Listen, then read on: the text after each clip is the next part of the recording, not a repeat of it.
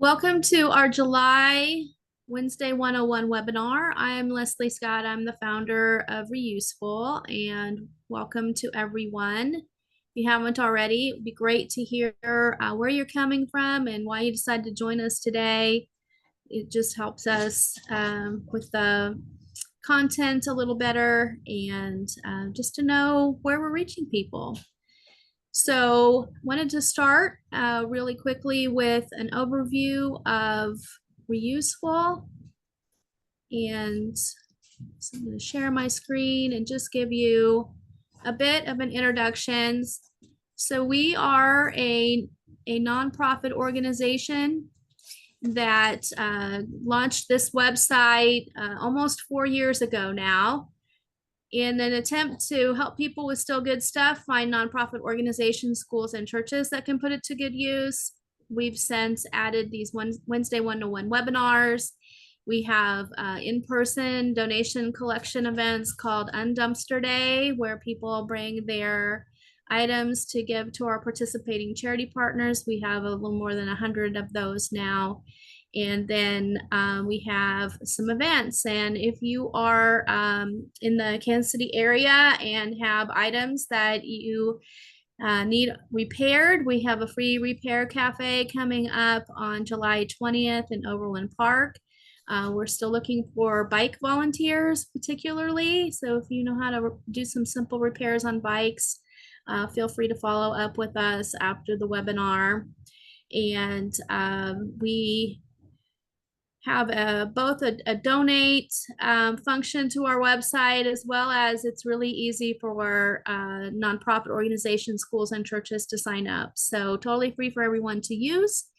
And encourage anyone who is interested in finding maybe a new organization you weren't familiar with to give your items to, or if you know a nonprofit or work with a nonprofit, school, or church that needs in-kind donations, we welcome them to join. It just takes a couple minutes, and I always joke that sometimes the hardest part is finding the right logo file. So that is an overview of Reuseful. Does anybody have any questions before I hand it over to Bob?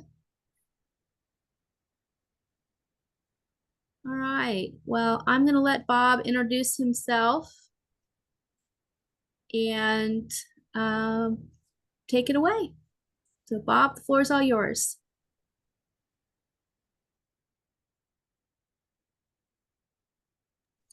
Bob, are you there? Yes, I am. Okay. It's kind of funny. You go down for the button in the corner and suddenly there's a little something on top of it. And I couldn't punch my mute button. But yes, I'm here. Thank you. Thank you, Leslie, for having me. And thank you, everyone, for joining us. I mean, there's so many things you can be doing with your lunch. I really appreciate you taking that time to be here with us today.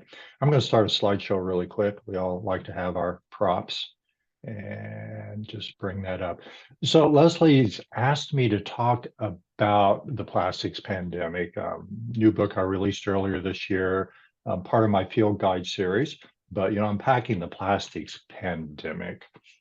I'm assuming everybody can see that. A little bit about me, just overview. I am the president of the Climate Council. That's how I met Leslie and many other people in the room right now.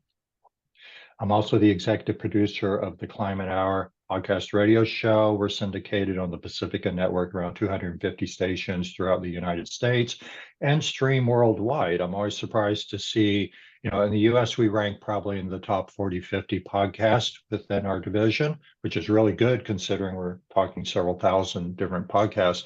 But you go worldwide, we consistently rank in the top 10 podcast streamers in a number of countries around the world. Obviously, I'm a speaker here today to talk about a book, but I also present a series of sustainable living workshops, both in person and here on Zoom. So, if you'd like a speaker on a variety of topics, please reach out to me there. Also an author. Many of you have seen my field guide to climate change, which came out a couple of years ago, and now my new field guide to plastics. So that's where we're at today. Books are available primarily on Amazon. It's the cheapest place you can get them. Ebooks are also available, Apple, Android, Barnes and Nobles has the hard copy, so on and so forth. But let's get right into it. I want to go through what we're going to talk about the plastics. I saw several comments, learning how to reduce your use of plastics, um, talking about recycling, those various things, all important topics. Um, Primarily, what we're going to try to learn today, and I'm still arranging my screen a little bit there. That looks better. Let me get rid of this. There we go. Hopefully that clears up screen a little bit more for you. What I'm hoping to come out of this workshop with today is understanding the types of plastics and importantly, their chemical additives, because those are what are really impacting us. How to lower plastics risk to both your health and the environment you live in, and then also how to save money. I mean, there are low impact alternatives we can do that in the long run, save us money. So those are the issues we're going to talk about. Here's kind of the content page of my book and kind of the outline we're going to follow today. The introduction, all of my field guides have an introduction that kind of focuses on the science and politics. I know a lot of people don't want to do hard science. They just want to tell me, what are the problems? How do I fix that? Which is great. And, in many ways, climate, plastics, so many of these issues shouldn't be political because they're affecting all of us. They affect the world's health, they affect individuals, and that doesn't matter what your political leanings are. But some people want to understand the politics behind it. So I always put those two things in my introduction. We get into the hard science, the chemicals, the physics, whatever it is to understand the process. So if you're a science nerd, introduction is great for you. If you want to kind of have a background in those political issues that are driving, whether climate change being a football or plastics and fossil fuel interactions, you'll find all that in the introduction. And I tell people just skip the introduction. I mean, if you don't care about the politics, if you don't really want to get into the hard science, just skip the introduction. Everything you really want to know, need to know, are going to be in the following chapters. But for this presentation, I am going to do a little bit of the science. So let's talk The about world this. is This is a transitioning away from fossil CNBC fuels. documentary. It's not happening overnight. But wind, solar, battery storage, and electric cars are all getting cheaper. The power grid is getting greener, and oil and gas companies are getting nervous. The writing is on the wall for these companies. By and large, their products are not going to power the future. So they have pivoted to plastic production. Plastics is the plan B for the fossil fuel industry. Fossil fuels are the building blocks of plastic, which are set to become the largest driver of global oil demand. The International Energy Agency forecasts that plastics will account for about 45% of demand growth by 2040, while BP expects that they'll drive 95% of demand growth. So, I mean, this is a little bit of the politics here. I mean, the International Energy Agency predicting that 45% by 2040. So instead of fossil fuels going to power plants and cars, which, we're getting greener there, which is really great. But rather than reducing our extraction and such, we're just redirecting those fossil fuels to plastic consumptions. So there's the IEA. The CEO of British Petroleum is actually on record saying that he expects 95% of British Petroleum's extractions to be going into plastics. 333 new plastic petro facilities have been built in the US since 2010. That's quite a bit. A plastics petro facility can produce millions and millions of tons of precursor chemicals and polymers. ExxonMobil putting 20 billion into new plastics along the US Gulf Coast. Shell's building that big $6 billion ethane cracking plant from Pittsburgh. If you look at my plastics broadcast on the Climate Hour, I actually talked to a couple of activists from Pittsburgh who were interacting directly with that ethane plant, trying to block that. So we're seeing over $400 billion of oil assets being moved into plastics capacity worldwide. You think in terms of emissions. So if we're just talking about climate change, the traditional thought of burning fossil fuels in our cars, in our power plants and such, coal and such, releases greenhouse gases, which causes global warming, which creates climate change, which creates all the weather disasters we're experiencing right now. The floods, the heat, all the things you're living with this very moment.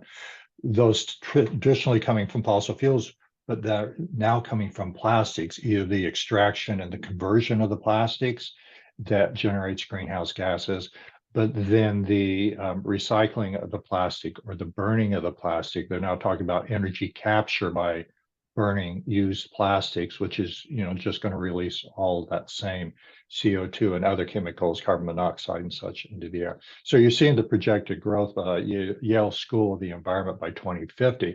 We're basically seeing greenhouse gas emissions directly from plastics more than tripling in the next 30 years. So something to consider there. So that's kind of the science, the politics, things behind it. So let's talk about making plastics. And this is a nice little video from National Geographic that On the explains molecular level, plastics are made of polymers, which are long, flexible chains of chemical compounds. This structure allows plastics to be easily molded and shaped, especially under heat and pressure. Unlike the rubber used by the Olmecs, most of today's plastics are man-made and derived from fossil fuels. Crude oil and natural gas are primary sources as they provide a cheap alternative to plastic made from plants. The first step in the production of plastic is the extraction of crude oil and natural gas from the ground. From there, the fossil fuels are sent to refineries where they are converted into several products, including the building blocks of plastic, ethane from crude oil and propane from natural gas. Ethane and propane are then sent to a cracker plant to be cracked or broken down into smaller molecules. Ethane produces ethylene and propane becomes propylene. Next, a catalyst is mixed in, which links the molecules together and forms polymers called resins. This structure allows plastics to be easily molded and shaped, especially under heat and pressure. Polymerization converts ethylene into the resin polyethylene and propylene into polypropylene. These resins are then melted, cooled down, and chopped up into pre-production plastic pellets known as nurdles. Nurdles are later transported to manufacturers who use heat to mold the nurdles into different types of plastic products. Many of those products actually feature information about their manufacturing process. Numbers called resin identification codes are often featured, indicating which chemicals were used to make the plastic.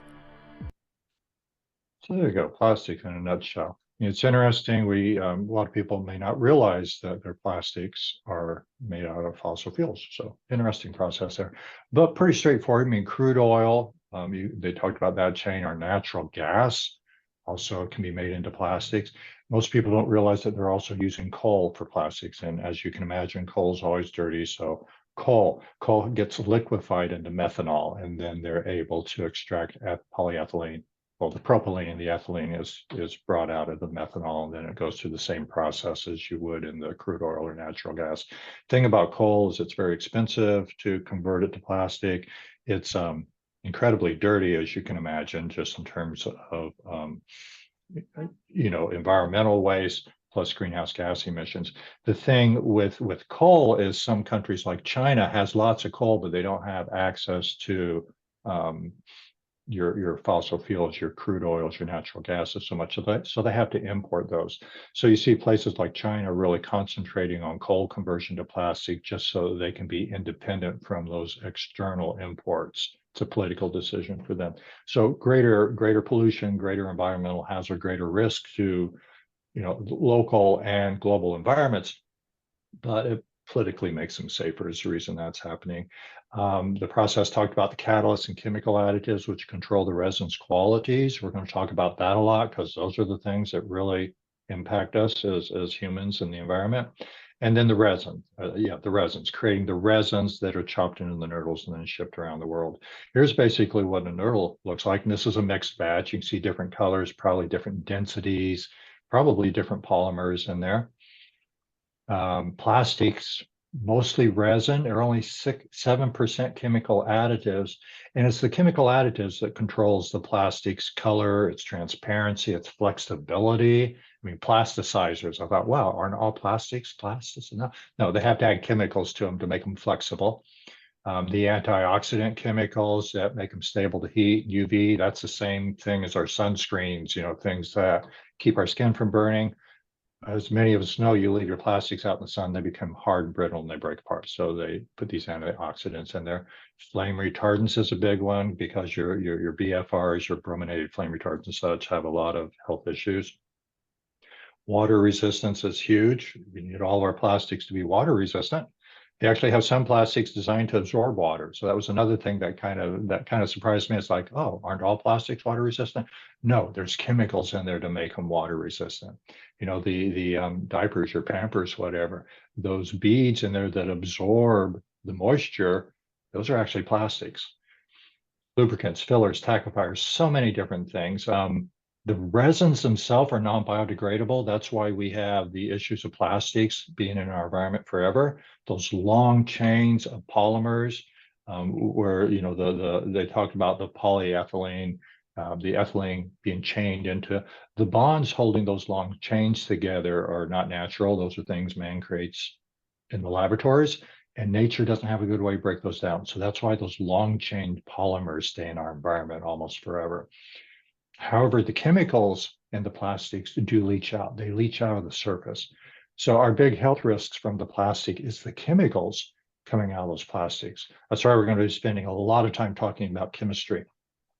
There are 10,000 known chemicals, registered chemicals that have been identified in plastics. There are 3,000 unknown chemicals, and these are designer chemicals that various companies have created to give their plastics a competitive edge, maybe more flexible or more water resistant. So they're constantly designing new chemicals. The problem with the unknown chemicals, well, let me back up. The thing about the known chemicals, when they get into the registry that all scientists have access to, there's fields in there to look at research, look at hazardous and toxicity levels. So that database does link those chemicals to studies that tells us how risky that chemical is. The 3,000 unknown chemicals, there have been no hazard or safety research on those. So the unknown chemicals are actually quite risky. We saw that chart earlier. They talked about the plastic resin codes, and 1 through 7, we're all familiar with that. We go, oh, that's the recycling codes, which originally they're not. That was the plastic resin codes just to help the industry identify which type of plastics they were handling. Actually, a funny story there, the American Plastics Association has now gone to a solid triangle instead of the chasing arrows.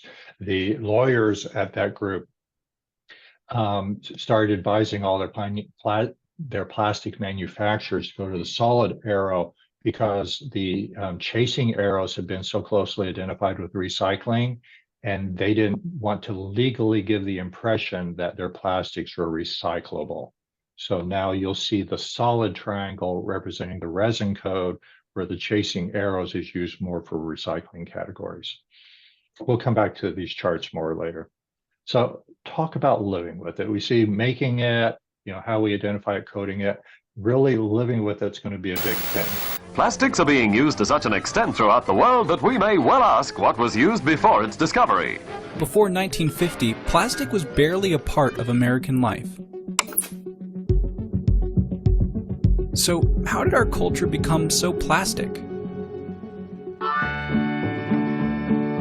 Modern plastic didn't really get its start until World War II, when the military realized how versatile it could be. If you're old enough to remember the old-fashioned glass windscreens, this is what happened when you banged your nut. Yeah, huge improvement there. But after the war ended, plastic companies needed to find new ways to sell their products. Both sheets and powder are now being dramatically applied to peacetime living in hundreds of beautiful and useful ways. And so, plastic went from protecting cargo to protecting our leftovers. Food stored in Baggy's plastic bags always have the sound of freshness. And nylon went from the skies to our thighs. They stretch better to fit better. And of course, who could forget? My mama done told me, she told me, hun, we're having a party, a Tupperware party. People went absolutely crazy for plastic. in a new plastic decorator container. Put them in a polyethylene plastic bag. And to brighten up the plastic tree, plastic decorations. Nowadays, everything can be made in plastic. This was where our addiction began. For decades, Americans had a make it do or do without mentality. But our new throwaway culture fell in love with single-use plastics and didn't worry about the consequences. Being disposable, there are no empties to collect. Vinyl and asbestos on the floor. In fresh sun, sea, and sky colors. Oh, the irony.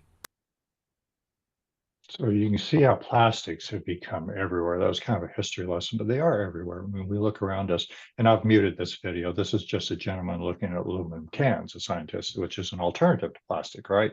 My research looking at this, and in the book, we actually go room to room through your house. The kitchen, obviously, spend a lot of time there talking about everything from your melamine dishes, which is a plastic, and to your food wrapping, your food storage, your food containers, go to the bedroom, polyester clothing, lycra, acrylic, all the plastics you have in your closet, the plastic mattress you sleep on, the bathroom's full of, bottles, pills, cosmetics, your cosmetics full of microbeads or other abrasives, the living room, looking at your appliances, your TV, all of those plastic bodies that have a lot of chemicals in them. But even beyond that, you look at your floors, the polyester carpeting, if you've got a laminate floor, that's plastic. It looks like hardwood, but it's laminate. A lot of your vinyl tile, obviously vinyl, plastic. Even if you've got a nice hardwood floor, you're probably coating it with polyurethane, which is a plastic. Plastic is everywhere. Even in our allegedly aluminum cans, which are an alternative to plastic, right? Look at that, they're lined with plastic. The scientists basically drop that can in some drain cleaner. You can drop a can in some drain cleaner and eat the aluminum off and discover that even our cans are being lined with plastic. So it's hard to get away from. It is everywhere. We really have to struggle to live without plastic in today's world. We breathe it. We're going to look at some research here talking about, where as much as 74 tons of microplastics fell from the air and settled on rooftops, gardens and other surfaces in Auckland, New Zealand in 2020. This baffling observation is made by a study published on December 12, 2022 in the Environmental Science and Technology Journal. To give it context, 74 tons of microplastic is equivalent to 3 million plastic bottles. Microplastics are formed during the making of plastic products and the breaking down of large plastics due to weathering and aging. According to the study, we may inhale substantial quantities of microplastics with every breath, and these plastics will eventually flow into our blood and accumulate in our organs. Scientists have been discussing the possibility that microplastic mists and clouds exist in the atmosphere, but this is the first study to quantify the magnitude of the problem. The researchers from the University of Auckland used a colored dye that emits light under certain conditions to identify the microplastics because they are invisible to the naked eye. On average, 4,885 airborne plastic particles had accumulated in 1 square meter in one day. 5,000 coming into the air, we're breathing that. These are various studies. My book's filled with research. In fact, I'm looking at the footnotes in the back. So bibliography footnote, we actually offer you 280 different references there you can get more information from. So a lot of studies that I've read to put together this book.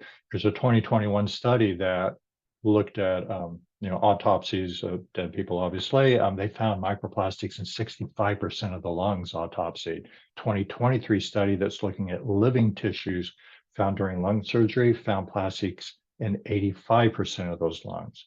They found plastics in the blood, in human blood, for the first time in March of 2023, and that was in 77% of blood samples examined. So you can see we're breathing it, it's passing through the lung barrier, it's getting into our blood systems.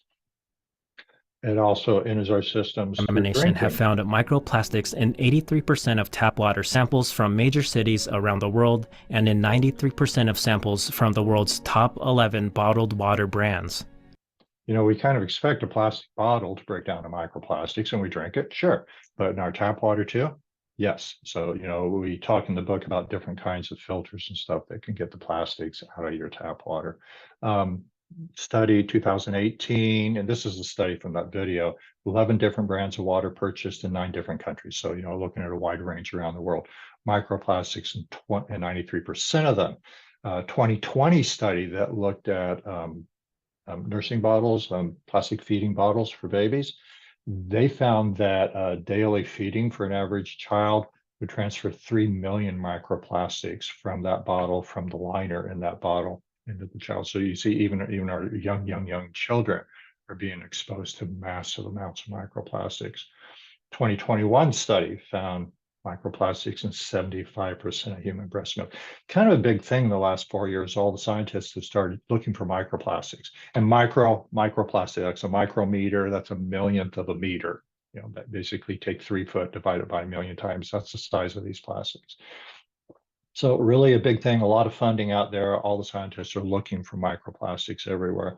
We go on in the book to start talking about nanoplastics, which is a billionth of a meter, because there's new studies emerging that are starting to identify the nanoplastics. And a billionth of a meter, well, let's consider a bacterium. A bacterium is around 10 to 15 micrometers. So a bacterium is actually larger than a microplastic.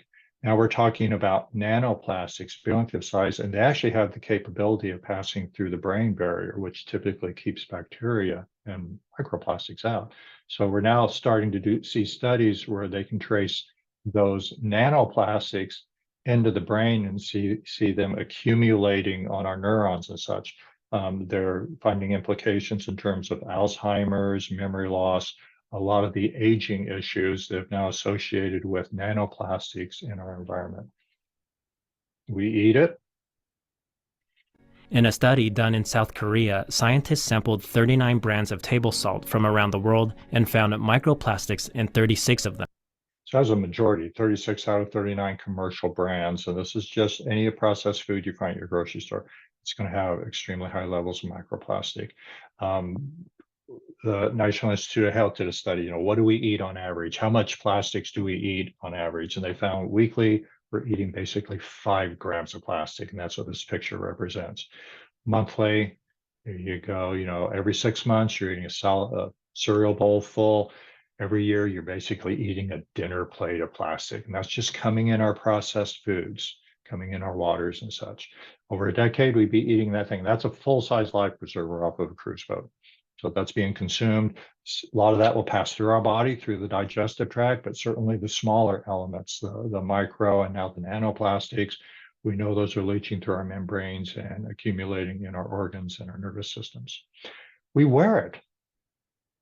Most clothing is now made of a material called polyester, which is a petroleum-based fiber that requires large amounts of fossil fuels for manufacturing. According to Forbes, that number has now reached up to 70 million barrels a year. And the rise of fast fashion went hand in hand with a rise in polyester production. Now polyester manufacturing for clothing far outpaces other common materials like cotton or wool. I think we all understand just how plasticized our clothing is. We'll talk more about that later, but I don't need to spend a lot of time on it. We also wear it in terms of our cosmetics and other products.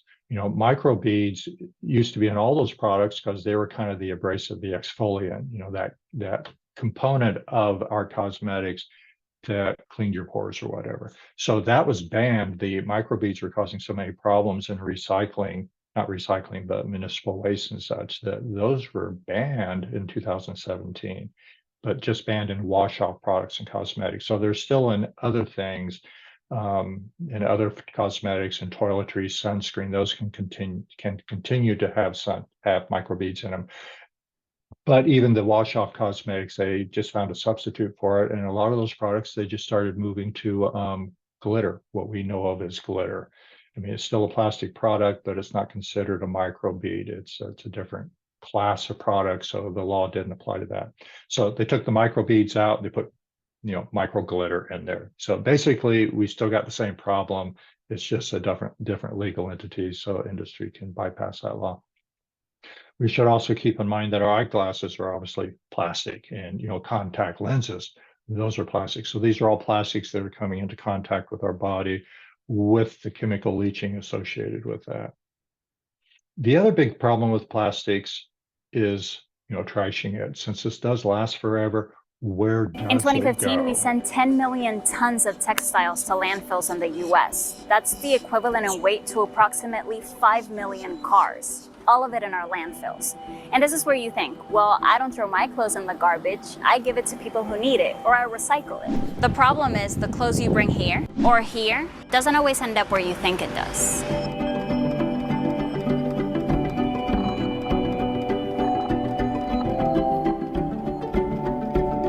This is a graveyard of unwanted clothes. This warehouse in Miami takes in 120,000 pounds of clothes a week. So let's do that car comparison again. That's the weight of 30 cars getting delivered here every week. People buy and they give it away, the clothing. They use it maybe 1, 2, 3 times, and they buy new clothing. This is a big difference. This country is a big difference with other countries. Don Juan buys the clothes that Goodwill and Salvation Army receive from donations but can't sell in their stores. So I've muted this video. This is a land dump or a textile dump in Chile. Don Juan's excited about this because he makes a lot of money. But in my capacity as president of the Climate Council, I had the opportunity to bring a young woman who grew up in this dump to the United States on a fellowship. And she talked to us about what actually happens to the clothing that Don Juan is exporting. And it ends up in these kind of mountainous landfills in their areas. Because these are fossil fuels, they're subject to burning. I mean, there's a lot of flame retardants in those, but once a petrotextile catches on fire, it burns just like a tire. So you can imagine the toxic clouds. So my young friend would talk about the fires that continually broke out in these dumps and how they would have to evacuate or move out of the downwind area just because of toxicity. And all these clothing that's going to Chile in this case, they basically they're going to pull 1 out of 100 documents and take it to a flea market to resell that clothing. And of the garments that they take to the flea market, they'll sell 1 in 10, and the other 90% will go back to this dump. So basically 99% of all the clothing we're exporting to these places end up in this dump forever. I mean, these are polymers, polyethylene, or polyester and such that have a lifespan of 200 years. You can see right there. And that's not decomposition, that's just degrading into microplastics. This is so bad that in 2017, China banned the export of our plastics to China. And that forced us to start rerouting our clothing to Chile, to Kenya, and other third world countries that really didn't have the finances to say no to us. This is Central America here. This is looking at the bottled plastics, the hard plastics. So that's where our textiles are dumping. We're also bailing up our other recycled plastics, the water bottles, the detergent bottles, all those things, our food containers, wrappers. You can see what that looks like. This is actually a UNESCO World Heritage area that has been inundated by plastics exported from this country. The plastics industry has done a really good job in the United States of hiding the plastic waste problem. They make a point of these mountains of trash not appearing in our backyards or in our cities. They export it to other countries. So we don't have, as Americans, we don't have an idea of just how huge this problem is. And this is affecting other countries. So we export our baled plastics to other countries. We pay them to take them, and they end up in places like this. So on the ground in the landfills, eventually getting into our rivers, and ultimately getting into the oceans. This is going to talk Between about Hawaii and plastics. California, in an area about twice the size of Texas, is the Great Pacific Garbage Patch. For decades, tons of our plastic debris has accumulated there because of swirling ocean currents. It looks like a cloudy soup, and that's because the plastic objects are spaced far apart, and they range in size from large debris to microscopic. There are at least 4 other garbage patches like this in the world. And after scientists discovered them, starting in the 90s, they thought that this might be where a lot of the plastic ended up, out there, floating on the surface. But recently, Scientists brought large nets to the Great Pacific Garbage Patch and took a closer look at the objects they pulled out. They found water bottles, and hard hats, and bottle caps, and toothbrushes, and toilet seats, and laundry baskets. And using what they found, they were able to calculate how much debris was in all of the garbage patches. There were about 300,000 tons of plastics at the surface of the ocean, which is a huge number. It is a big number, but a few 100,000 metric tons of plastic is only about 1% of the estimated 8 million tons of plastic scientists believe is emitted into the ocean every year. This is going to be another video I've muted because I want to talk. Kevin, I've interviewed him on the Climate Hour. He actually runs a plastic recovery operation out of Oahu. He takes a ship several times a year up that chain of islands. I'm going to pause this right here. Let me get rid of that. And this is actually what created my research in plastic. I was actually writing a book about plastic waste from the Environmental Climate Council point of view. So that was my goal. And coming into it, looking at this, just kind of spun me off into all these other areas of chemical toxicity, the health issues and such that we'll get to in a moment. But I landed right here where my cursor is on Big Island, Maui, and started doing research in this eastern garbage patch. The Gyre, the giant Pacific garbage patch that we hear about, it's actually made up of two garbage patches, the western over here by Japan and the eastern off of the western seaboard of the United States. The Gyre is a big current that circles that ocean. That's why this stuff accumulates in the middle. And there's this convergence zone where these plastics move back and forth. This is the Papahanaumokuakea marine debris monument. So thousands and thousands of miles of uninhabited islands here in the middle of this Gyre. And a lot of these plastics are moving back and forth, end up on these islands. So plastics landing thousands and thousands of miles from any human occupation. The nearest major human is here on Oahu, major human occupations here on Oahu. You got Honolulu, Waikiki, that. So this island's fairly densely populated. Kauai, Niihau, pretty much deserted. And these areas up here are actually protected. So humans aren't allowed in there without a permit or a license. So let me continue this video if I can. I pressed the wrong button there. We're going to jump up past that. So here's where I paused it. I want you to see the plastics that are actually landing on these deserted islands, thousands and thousands of miles from the nearest human. You can kind of see what that looks like. And we're not just talking ocean plastic. I mean, there's a milk crate. There look like a detergent bottle or something, the fish nets, which you kind of expect, fishing industry and such. But it always surprises me the amount of consumer plastics, the stuff we would use at home, our toothbrushes and things that are landing on these deserted islands 2,000-3,000 miles from human habitation.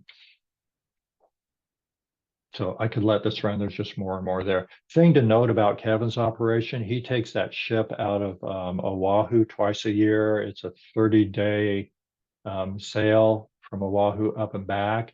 And he has a crew of free divers he takes that just does nothing but recovers plastics off these areas and puts them on the container ship to take back to Oahu and put in a landfill, basically. But he recovers 140 tons of plastic every trip he takes. Massive amounts of plastic waste. So moving on from there, here's another chart. I mean, here's our 7 resin codes again, recycling codes, however you want to look at this. This chart, I want you to take a look at the percent recycled and how long it takes to degrade. That decompose word is actually inaccurate. Plastics do not decompose, they degrade into microplastics. So I mean, looking at the categories across there, you see 1 and 2 are the ones we mostly recycle. That 6 is outdated. They're phasing out polystyrene. You remember how you used to go to McDonald's and your food came in that polystyrene cup, and now they've moved away from that? You know how bad polystyrene must be that the fast food industry won't even use it anymore? That should tell you something. So we're getting away from the polystyrene, no recycling there whatsoever. Some recycling on the 1s and 2s. Really 3, 4, 5, 6s, very, very, very little recycling. So only 1s and 2s have partial recycling. And look how long these plastics take to degrade into microplastics.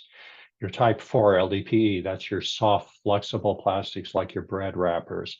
500 to 1,000 years for that to break down into microplastics. Your number 2, I mean, a lot of our pill bottles are number 2. Some of your food bottles and such, number 2, 100 years for that to break down into microplastics. Number 1 is most of our food contact, food contact and body contact. Our polyester comes out of that number 1 group. 5-10 years for that to break down to microplastics and so on and so forth. 7 is kind of that catch-all for everything that's either a blend of the other resin codes or the specialized codes, fiberglass, for example, nylon, acrylic, Kevlar, which is bulletproof vests, which is made out of high density plastic. That's a type 7. Type 7 contains any plastic that has toxic chemicals in it. So all the BPA, plastics that contain BPA, fall into type 7 because they can't be recycled because of the toxins. We also see our bioplastics that are polylactic acid. And we'll talk a little bit more about bioplastic. I mean, there's a certain amount of hype and promise and failure happening there. But again, your bioplastics, which are made out of corn instead of fossil fuels, also falls into type 7. So since I mentioned bioplastic a little bit there, bioplastics made out of corn sugars or beet sugar is typically where those are coming right now. Those are just like crude oil. I mean, fossil fuels are made out of plants that are billions of years old. So bioplastics made out of plants that are just a few years old. So they're both pretty much the same. We break the sugars in corn and such down into the monomers. We chain them together in those big polymers, same bonds that the fossil fuel has. So it's just as undegradable. And the thing about biodegradable bioplastics, and you go buy these and it's, the marketing hype, 100% compostable, blah, blah, blah. Turn that around on the back and it's going to say requires commercial facility to compost, the small print. Yes, those are compostable, but it requires a high temperature industrial facility to break down. Those will not decompose. Those will not compost in your backyard compost pile. Those won't even compost in a landfill or a normal municipal.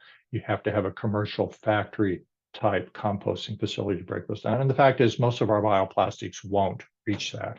Most of those kind of factories don't exist. So when you buy a bioplastic, you're creating the same kind of environmental problem that you create with a plastic. However, my book does go into new research on new bioplastics and more importantly, new microbes and fungus that are able to break down those plastics. So I do feel like that is our future, evolving our bioplastics into types that can be broken down and pairing those with bacteria and fungus and such that can convert those. So that is our future. But right now, bioplastics are not the solution. The solution is not to use the plastics. Let's talk a little bit about There's been a lot of buzz about chemicals. dubious chemicals in the environment that might contribute to some pretty frightening stuff like obesity, breast cancer, thyroid issues. And they seem to lurk everywhere. In pesticides, cosmetics, and especially plastic packaging. In light of this, it's understandable to start panicking. But before you do, let's hear what molecular biologist Bruce Bloomberg has to say on the subject. He's been studying the link between synthetic chemicals and obesity for around 15 years. I actually read the study, so let me summarize for you. The BPAs, the bisphenols, which are what hardens the plastic, makes it rigid. We've got studies, lots of studies that show effects, and this is the FDA, so they're always potential. They're always easing into things, but even the FDA acknowledges the effects on brain behavior, prostate glands and fetuses, infants, young children. Research linking bisphenols, plastic hardeners, to increased blood pressure, type 2 diabetes, cardiovascular disease. What do we have in America? Blood pressure, type 2 diabetes, cardiovascular disease. The more plastics in your environment, the more prevalent these diseases are. You look at the phthalates, which are the plasticizers. Those are linked to heart disease, cancer, endometriosis. Those are bad enough that here in the US, they've banned those from toys and child products. I mean, that's a major action for FDA to say, hey, we banned something. They still let us as adults consume them. Whereas if you move over to Europe, where they take a much more aggressive stance on protecting European citizens from toxic chemicals. The phthalates are actually banned in Europe. Alkyl which are the lubricants, they're known endocrine disruptors. Endocrines, our pituitary glands or adrenals, all of those glands in our body. They're also known to cause kidney problems. Your flame retardants links to breast cancer, or immunotoxicity, reproductive toxicity, neurobehavior. A lot of the BFRs have been banned, even in the US. So now the industry is moving to CFRs, which are chrominated flame retardants, and they're now being tested and they're starting to ban those. So now they're moving to PFRs, which is phosphate flame retardants. So, we just ban one chemical and move to the next. And then your PFAs. I mean, we've all heard of PFAs. These are our waterproofing flame retardants. They're ubiquitous in our society. Originally marketed by DuPont as Teflon. Teflon was the original PFA. This is the forever chemical. This is where that name came from. PFAs don't break down for tens of thousands of years, and all kinds of research linking this to high blood pressure, heart disease, all of the things listed here. More things listed. Interesting. I mean, if you look at the political side of this, DuPont has settled thousands of injury cases, nearly $1 billion over the PFAs leaked into the Ohio River. That was just last year. And those continue. That continues to be an issue. Also noting here that the soft contact lenses you're using are almost pure PFAs. All the diseases above, you have to wonder about the links between the PFAs and your soft contacts and the body levels and the diseases associated with this. Here's our plastics chart, again, looking at toxicity levels. Skull and crossbones, 1, 3, 6, and 7. Obviously, those have lots of chemicals, cause lots of problems, and the chemicals do leach out. The thing about microplastics is the chemicals are going to leach out of the surface of the plastic, and then plastic's going to break apart, and then the chemicals are going to leach out of those new surfaces that are exposed. So every time a plastic breaks down into two smaller components, it's new surfaces that will let those plastics leach out. Number one is our food contact wrappers, and obviously that's pretty toxic. That's why those are single-use plastics. You should never use a number one more than once, single use. You should also not heat those because, heating a plastic, even if it's microwavable, heating that plastic is going to break down the ester bonds that hold the chemicals to the resin. So you're increasing the resin's leaching by heating it, hundreds and hundreds of times. So, I won't even do a microwave plastic. I'll take it out, put it in a glass container before I heat that. Number three is highly toxic, but mostly building materials. I mean, your PVC sewage pipes, things like that, the PVC fences you see around houses, plastic fences, highly toxic. Fortunately, that doesn't come into contact with food. We don't consume it, so on and so forth. So you can see those levels there. We can talk more about fashion, but we'll skip that. There's risk of accidental exposure. There's ships sinking off the various areas. This was a 2021 that basically shut down the Indian Ocean between India and Sri Lanka, just made that area of the ocean uninhabitable. We've probably read about the 2023 Ohio train derailment. That was just last year. All those chemicals that leached into that community. So that kind of brings us to the living without it. What do we do about it? And there's so many ways that we can remove plastics.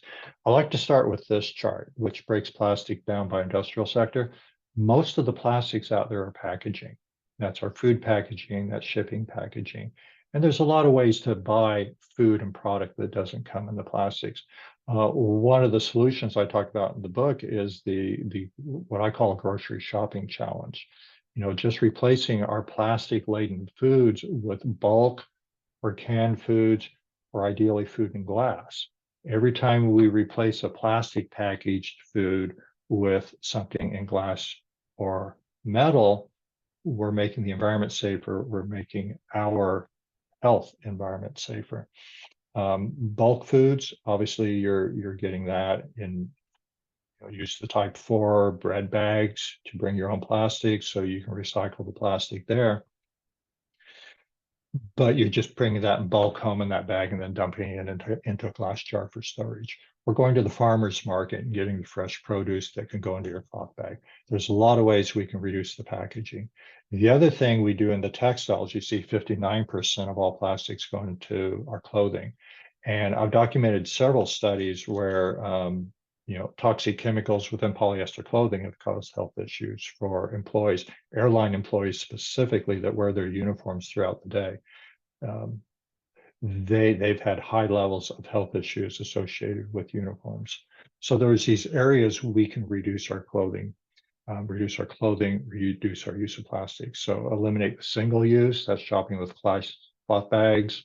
Like I say, buy glass metal, use my books, grocery shopping challenge to help you learn how to develop a shopping pattern that reduces your plastic packaging. In your kitchen, throw out all the Tupperware, throw out the Ziplocs. There's glass and metal storage options to replace all of those. Buying bulk, buying local, the farmer's market, you're getting produce that has had minimal contact with plastic. So again, that healthier thing. Your clothing is another easy thing to do. I mean, polyester, acrylic, nikrons, spandex, lycra, all of those are fossil fuel-based textiles. Buy your linens, your hemps, your cottons, your wools. Those obviously aren't going to have the plastic chemical exposure, and they're better for the environment. Buying vintage secondhand is even better than buying new. And just the whole concept of refuse, reduce, reuse, refuse to buy those single-use plastics, plastic clothing, reduce the multi-use plastics in your life. If you can recycle the plastics that are already in your home, and by recycle, I mean use them more than once, like that bread bag. You need a loaf of bread, now there's a perfectly good bag. Use that to go to the bulk store and get your rices, your grains, your nuts, your fruits and such out of the bulk areas. And then reuse your plastics. That's kind of what I'm talking about there. So I think I want to wrap. We want to do a little Q&A. So we got about 5 minutes left. Leslie, do you want to open this to questions? Yes, definitely. Who has questions or just comments about Bob's presentation? Just so much information and just so helpful. Just go ahead and unmute if you have a question.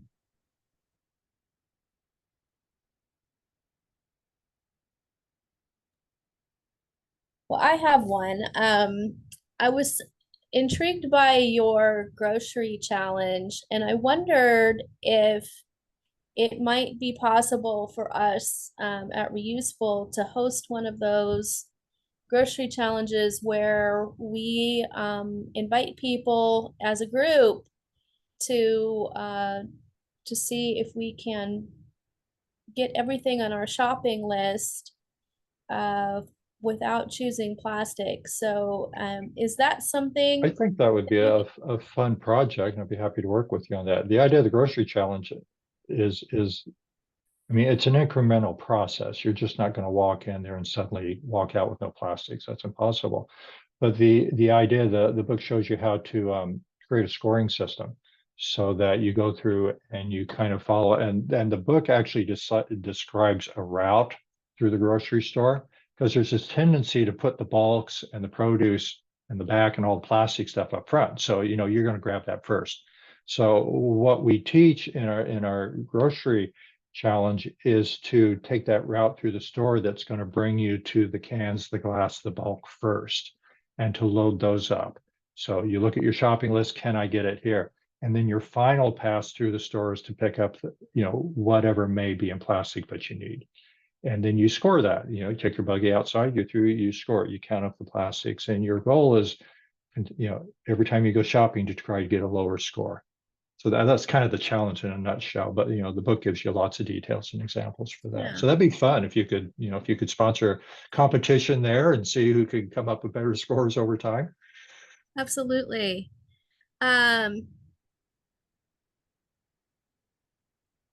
Yeah, so we have a comment in the chat. You want to come off mute and talk about that?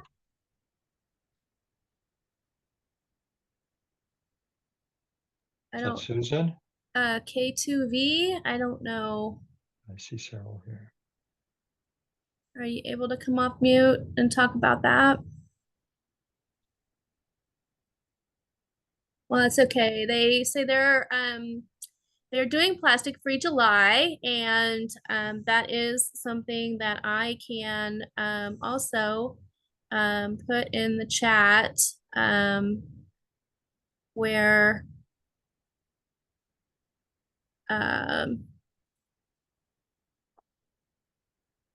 maybe I'm having some technical difficulties, but if you just Google Plastic Free July, um, that's okay.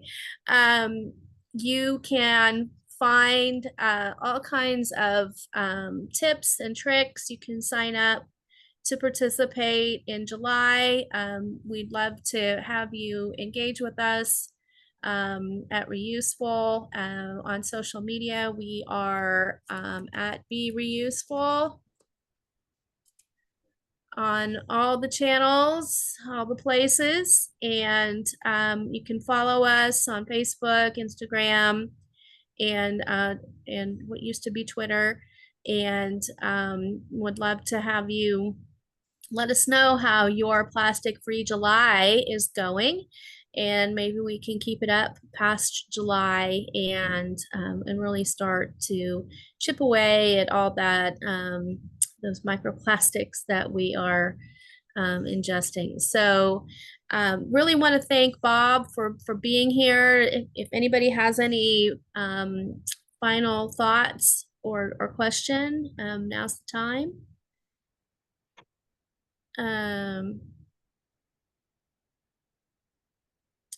Yeah, Susan's just asking if she can use that plastics recycle chart from your video on our Facebook page. Yeah. Yeah, there's actually, and we're developing a new improved chart within my book. I actually have links to those charts. Okay, great. So those are publicly available, and you know, like I say, we're developing a more updated chart with the latest information that we hope to have out in another 30 days. Awesome. Well, thank you again. And Mary Kay's recommended the KC Library buy your book to add to their collection, and I'll be sending the recording out, Mary Kay, probably later today. And Bob, is it okay if we include your contact information? Yes, please do. Please do. Great. I'd be happy to talk to So anyone. I will do that, and you can keep in contact with Bob, and I think look for one of those grocery challenges coming to Kansas City soon, and I think that would just be really fun. I think we'll try and do that during Plastic Free July. So wish everyone a yeah, Grace is clapping, yay. Thank you, Grace. And really appreciate everybody spending their lunch hour with us. We do these every month, and you can always find the topics on our website, which is at reuseful.org. But August is going to be timely for everyone with the overflow of garden produce. So it's going to be an introduction to canning. So we'll have Chris Williams back, and she'll be giving you some tips on how to get started with preserving your food, so that you know when you are in the dreary months of the winter time, you can enjoy it then. So again, really appreciate you all for being here, and look for that recording, because there's so much information that I know I'll want to go back and review it. So everyone have a safe and happy 4th, and we'll be talking with you next week, or sorry, next month. Thank you. Bye-bye, everyone. Bye.